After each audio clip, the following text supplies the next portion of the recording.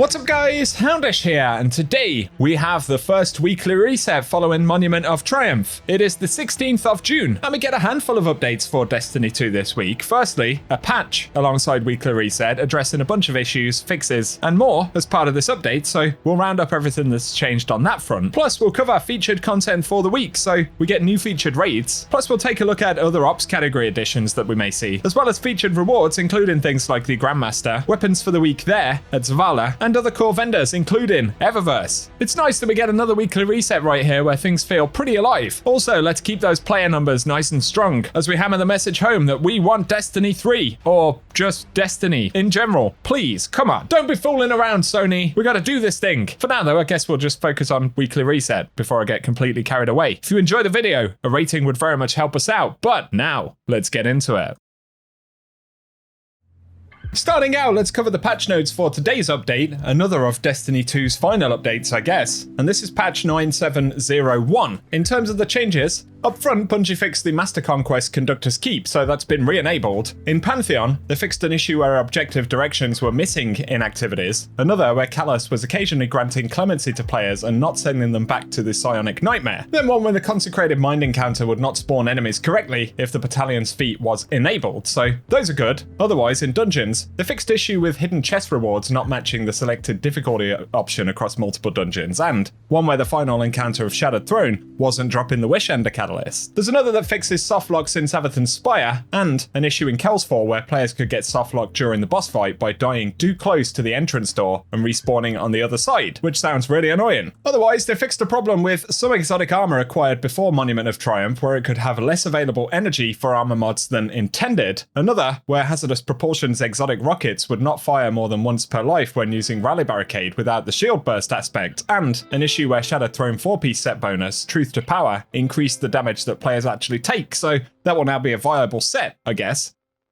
They fixed an issue with the Dawning Sword Zephyr, which was rolling with right column traits in the left column, another where Collective Obligations Catalyst would only progress via kinetic slot equipped weapon kills instead of Collective Obligation itself, and one where certain craftable weapons couldn't have their gear tier increased, as well as an issue with the tier 5 weapon drops from Pit of Heresy where they were missing an origin trait. They fixed a bunch of ability things here as well. Howl of the Storm is now correctly working as intended. Otherwise, for Golden Gun, they fixed an issue where damaging a frozen boss combatant with Celestial Nighthawk was multiplying damage to the heavens. Another with Heat Rises, where it wasn't providing the expected initial directional acceleration to strafe and balance glide. Plus there's one where the Weaken Clear Artifact mod was overheating blasters when triggered instead of clearing their heat. Then on the front of power and progression, they increased the power level of gear from base Sparrow Racing League rewards, another where Arena Ops could sometimes guarantee holofoils through bonus focus, which is unfortunate, but I guess they're not supposed to be that easy to get. Otherwise, for quests, they changed Eris's weekly Slow Wave Disruption bounty to reward a guaranteed tier 5 moon weapon, so that'll be worth going after, and access to the Xenophage quest, where players who had a full consumables inventory when they opened the chest to receive the strange tablet wouldn't actually get the appropriate access. Finally though, in general, they fixed an issue that was gating the NLS courier ship from Spider, so if you go to the Spider who's got the ship, basically you have to complete the Renegades campaign to pick it up. We've been waiting for that one since back in December. They also changed the armor sets available in the Whirlpool engram to Texec, Swordmaster, and Bushido sets. I'm not sure if that impacts the acquisition of other pieces, let me know below, but basically they added the final shape tag to Tessellation and fixed an issue where some players were receiving persistent Stingray error codes when attempting to log in, as well as descriptions for some achievements to accurately describe their completion requirements. So a bunch of fixes there. I imagine we may get one or two more updates, as well as live updates for bugs and glitches, which there appear to be many going on right now in the game. So there we have it. Those are the updates for the moment. And now, we're getting into the game itself. I don't have any of those pop-ups that we used to get when the portal was like the only way of playing Destiny 2, giving us any indications of boosts and things like that. So not entirely sure, but we will take a look at the Seasonal Hub at some of our featured activity stuff for the week. We can see for the general Vanguard alerts right here, we've got Punching Out as the featured weapon. So if you complete the 3 activities in each of these, you'll get Punching Out.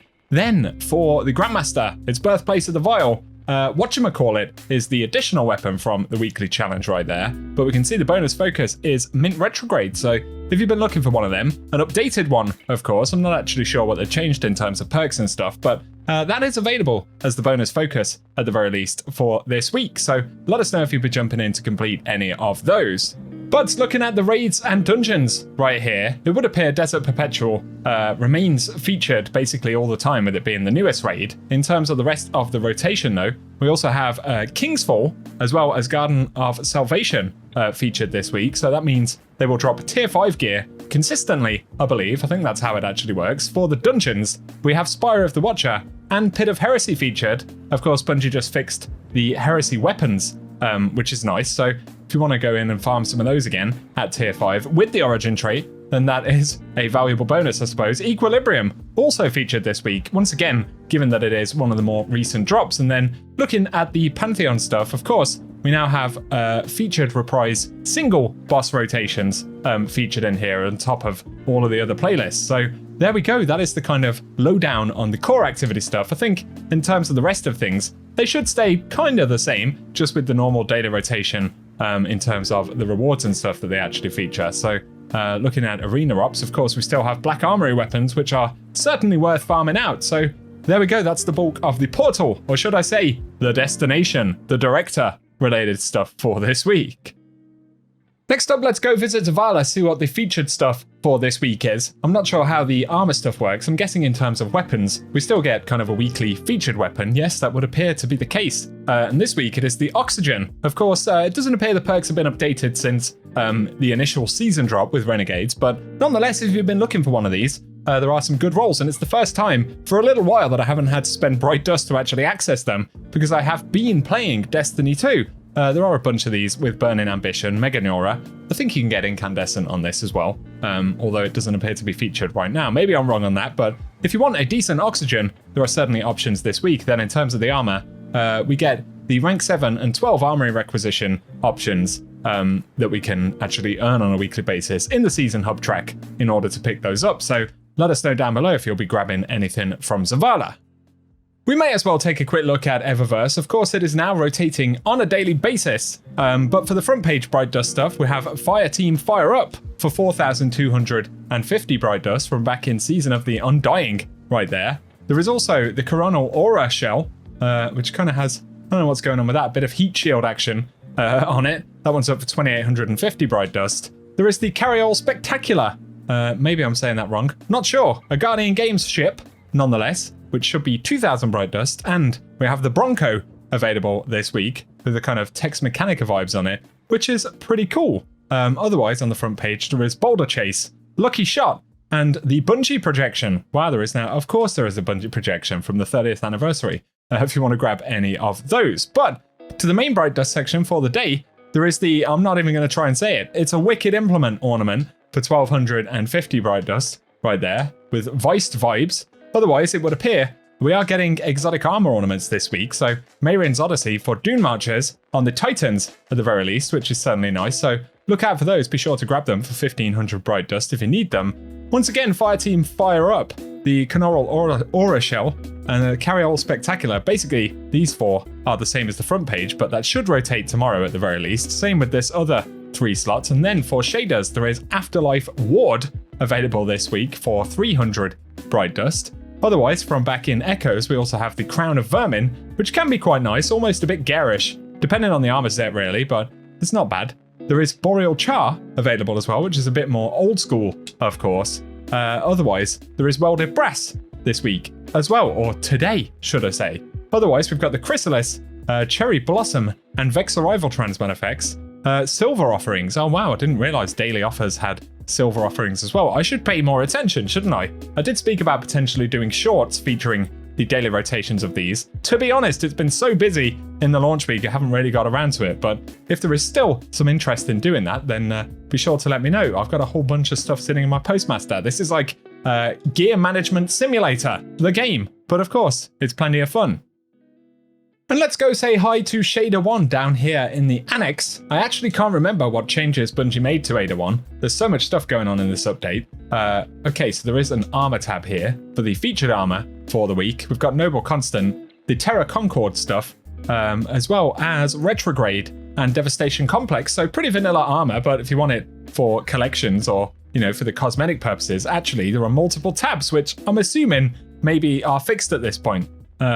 They don't appear to have a weekly reset lockout timer thing on them, so that's a different way to get a whole bunch of older armor sets if you haven't checked it out, at the very least. But for shaders, we have refurbished Black Armory. I'm not sure she's actually sold this one previously. Quite a nice shader, to be fair. These are 10,000 Glimmer. There is also Vanguard Magnus Gloss. Maybe these are on a daily rotation. I'm not sure. I should learn things, shouldn't I, about this update. New Pacific Sync is also up this week, as well as Kairos Black from back in Curse of Osiris. Then we have Warcall Rain for our faction shaders, as well as Mnemonarchy Regalia. So if you need to grab any of those, give Ada 1 a visit today, I suppose, just in case they do reset on the daily reset. I should read patch notes, man. There we go, that's the bulk of the vendor and activity stuff for the week. For the moment, my friends, that is what we have to round up for the weekly reset today. I'm kind of building out a rotation of all of the raids, dungeons, rewards, and playlists for future weekly reset stuff, as I'll definitely continue to cover it as long as there is interest. But outside of that, we'll continue tracking what's going on with Bungie, Destiny, and the rest of the equation right here on the channel, so keep it locked and loaded. Subscribe if you're new, hit the notification bell. Feel free to share the video with your friends. Let us know in the comments as well if you're jumping into D2 for anything specific this week. But for now, thank you as always for watching, and I hope you guys have an awesome day.